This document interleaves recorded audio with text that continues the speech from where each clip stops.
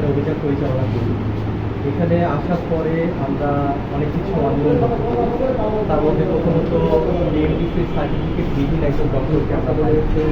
তিনি এখানে চিকিৎসা দীর্ঘদিন যাবত দিয়ে যাচ্ছিলেন। এছাড়াও এখানে ল্যাব টেস্টের যে বিষয়গুলো, এখানে একটা অপারেশন থিয়েটারও রয়েছে।